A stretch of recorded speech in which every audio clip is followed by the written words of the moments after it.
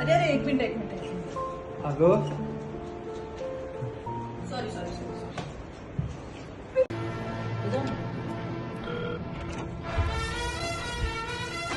अरे सर आप आइए आइए।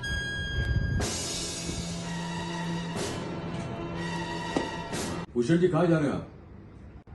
बाहर जा रहे हैं आप? बाहर जा रहे हैं आप? हाँ क्यों छुट्टी है? हाँ देखिए भाई साहब, आज सैटरडे है, कल संडे है और सोमवार के दिन यानी कि मंडे के दिन आपको वोटिंग करने जाना है। और आपका मेरे ख्याल से प्लानिंग ऐसा चल रहा है कि सैटरडे, संडे और मंडे हम जाएंगे बाहर। एम आई राइट? हाँ तो भाई साहब ये गलत है जी। मंडे के दिन आपके यहाँ वोटिंग है, 13 तारीख को आपको वोटिंग करने जाना है हाँ जी। और ये जो मौका है भाई साहब आपको 5 साल में एक बार मिलता है और उस मौके को आप खोना चाहते हैं। फिर बाद में आप ही कहेंगे कि अरे यार कैसी सरकार बन गई।